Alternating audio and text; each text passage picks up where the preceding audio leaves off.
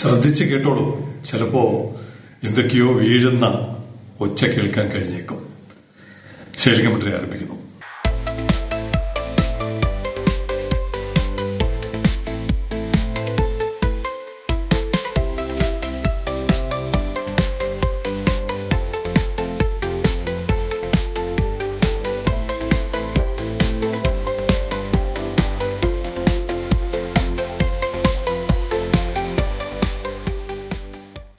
എനിക്കത് കൃത്യം മനസ്സിലാവുന്നുണ്ട്, ഒച്ച കേൾക്കുന്നുമുണ്ട്. ഞാൻ പലപ്പോഴും പറഞ്ഞിട്ടുണ്ടല്ലോ, എൻ്റെ വീട് ശംഖുമുഖത്താണ്.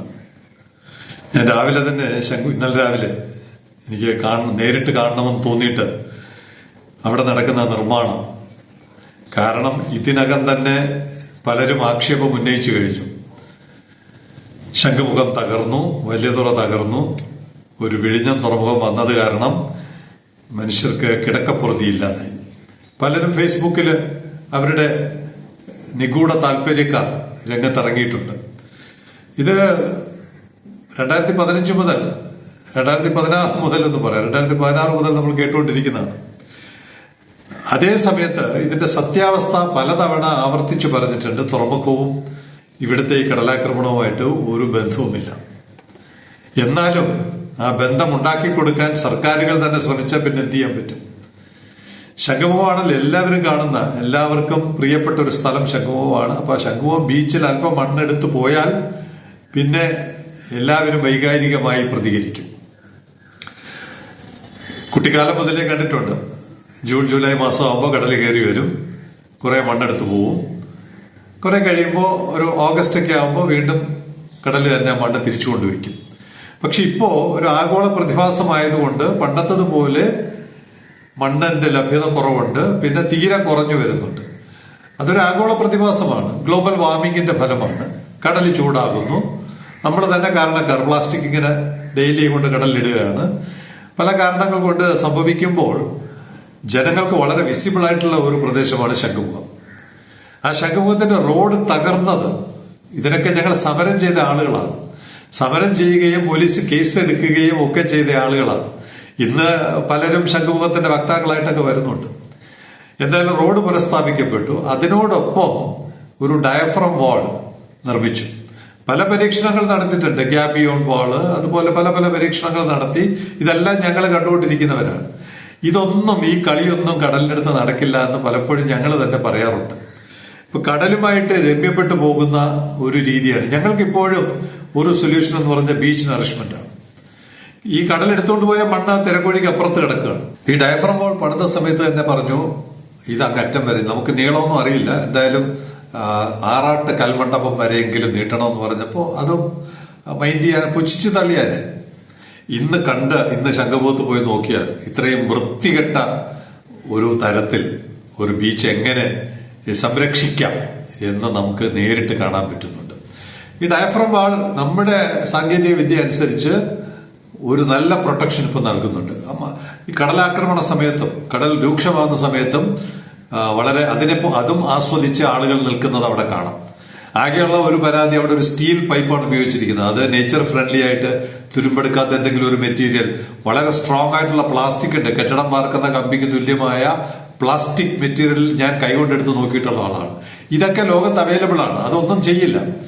ചില കമ്പികൾ ഇപ്പോഴും ഒടിഞ്ഞു വീണതുപോലെയൊക്കെ കാണുന്നുണ്ട്. എന്തായാലും ഏറ്റവും കുറഞ്ഞത് ഒരു ഡയഫ്രം വാളെങ്കിലും ഉണ്ടാക്കിയത് റോഡ് സംരക്ഷിക്കാൻ പറ്റി.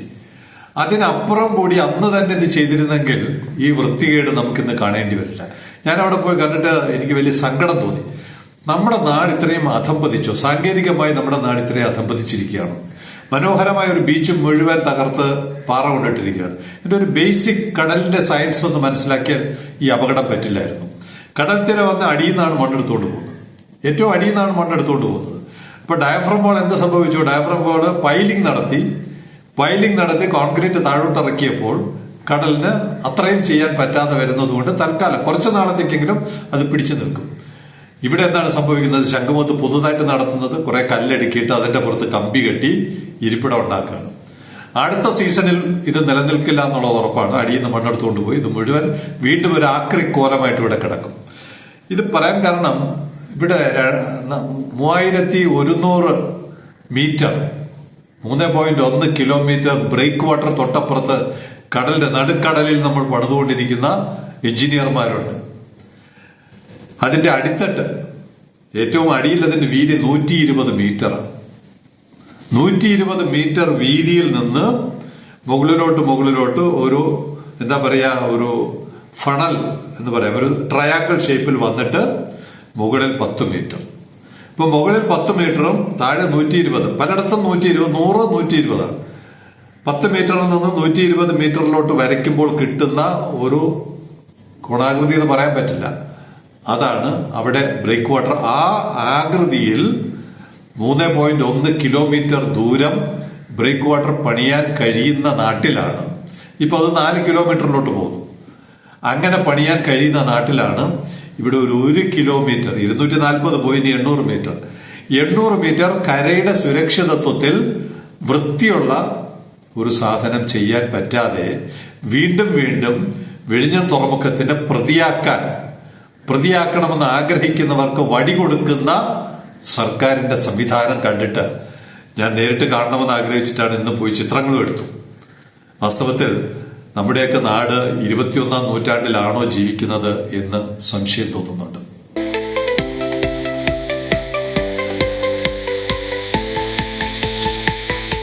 നമ്മുടെ സർക്കാരുകളും രാഷ്ട്രീയ നേതൃത്വങ്ങളും ജനങ്ങളെ കുരുതി കൊടുക്കുന്നതിന്റെ ഒരു ഉദാഹരണം തൊട്ടടുത്തുണ്ട്.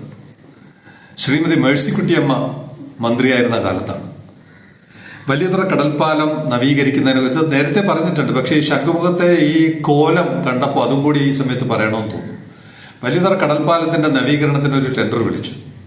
ടെൻഡർ വിളിക്കുമ്പോൾ എന്തായിരുന്നു ഇത് പറഞ്ഞിട്ടുണ്ട്, ആവർത്തന വിരസത തോന്നുന്നവർ ക്ഷമിക്കുക. നമ്മുടെ നാടിനെയൊക്കെ കബളിപ്പിക്കുന്ന കഥകളാണ്. ടെൻഡർ എന്താണ്? അതിന്റെ മുകൾ തട്ടിൽ പെയിന്റ് അടിക്കാനാണ്. പ്ലാസ്റ്ററിംഗ് നടത്തി പെയിന്റ് അടിക്കുക എന്നുള്ളതാണ് ടെൻഡർ. 1-2 കോടി രൂപയുടെ വർക്കാണ്. ഇപ്പൊ ഞങ്ങൾ പറഞ്ഞു, യഥാർത്ഥത്തിൽ അതല്ല ചെയ്യേണ്ടത്, അതിന്റെ തൂണുകൾ ബലപ്പെടുത്തണം. ചിലതൊക്കെ പ്രോബ്ലമായിട്ടിരിക്കുകയാണ്. അത്തരം തൂണുകൾ ബലപ്പെടുത്തിയിട്ട് വേണം അതിന്റെ മുകളിൽ മോന്തായം എന്ന് പറയാറുണ്ടല്ലോ, മോന്തായം ശരിയാക്കുന്നതിന് മുമ്പ്. എന്ത് സംഭവിച്ചു? ആ ടെൻഡർ കൊടുത്തു. അതിന്റെ കമ്മീഷൻ വേണ്ടപ്പെട്ടവരൊക്കെ കമ്മീഷനും കൈപ്പറ്റി കഴിഞ്ഞപ്പോ പാലം നടുവിൽ വെച്ച് ഒടിഞ്ഞു വീണു. അപ്പൊ ആദ്യമേ ചെയ്യേണ്ട പണിയെ ആദ്യം ചെയ്യാതെ ചെയ്യേണ്ടാത്ത പണി ആദ്യം ചെയ്തത് വഴി ശംഖുമുഖവും പോയി, വലിയതുറയും പോയി. 2 ടൂറിസം പ്രോഡക്റ്റുകളാണ്. മനോഹരമായ 2 ടൂറിസം പ്രോഡക്റ്റുകളെ നശിപ്പിക്കുവാൻ കഴിഞ്ഞ ഇടത് സർക്കാരിന് കഴിഞ്ഞു എന്നുള്ളതും കൂടി അവർക്ക് അവരുടെ നേട്ടമായി തൂവൽ ചാർത്തി നടക്കാം.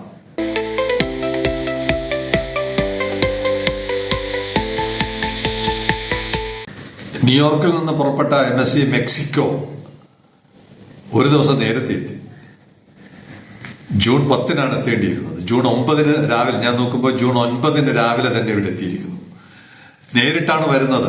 ആർക്കൊക്കെയോ സംശയമുണ്ടല്ലോ, ന്യൂയോർക്കിൽ നിന്ന് നേരിട്ട് വന്ന കപ്പൽ പറഞ്ഞതിനും ഒരു ദിവസം മുമ്പ് വന്ന് നമ്മുടെ ആങ്കറേജിലുണ്ട്. അപ്പൊ ഇത്രയും എഫിഷ്യന്റ് ആയിട്ട് കപ്പലുകളെ കൊണ്ടുവരാൻ പറ്റുന്ന, പോർട്ടിൽ അടുപ്പിക്കാൻ കഴിയുന്ന ഒരു ടെക്നോളജി കൈവശമുള്ള ഒരു സമയത്ത് MSCയെ വീണ്ടും ആക്രമിക്കുവാൻ പലരും രംഗത്ത് വരുന്നു എന്നുള്ളതും നമ്മൾ വളരെ ശ്രദ്ധയോടെ പഠിക്കണം. അത് സംബന്ധിച്ച് കുറച്ച് വിവരങ്ങൾ അവതരിപ്പിക്കണമെന്നുണ്ട്. പക്ഷേ ഞാനൊരു യാത്രയിലായത് കാരണം എന്റെ റെക്കോർഡുകളൊന്നും എനിക്ക് പരിശോധിക്കാൻ പറ്റുന്നില്ല. പരിശോധിച്ച് കഴിഞ്ഞിട്ട് കൃത്യമായും എന്താണ് എൽസ 3യുടെ കാര്യത്തിൽ ക്യാപ്റ്റൻ സ്വീകരിച്ച നിലപാട്, അദ്ദേഹത്തിന് വീഴ്ച പറ്റിയിട്ടുണ്ടോ, അദ്ദേഹം എന്താണ് ചെയ്യേണ്ടിയിരുന്നത് തുടങ്ങിയ കാര്യങ്ങളെ സംബന്ധിച്ച് ഒരു പൊതു താല്പര്യ ഹർജിയുടെ പുറത്താണ് ഇതൊക്കെ വന്നിരിക്കുന്നതെന്ന് പറയുന്നു. പൊതു താല്പര്യമാണോ സ്വകാര്യ താല്പര്യമാണോ എന്നുള്ളതും കൂടി ബഹുമാനപ്പെട്ട കോടതി ഒന്ന് പരിശോധിക്കേണ്ടതാണ്.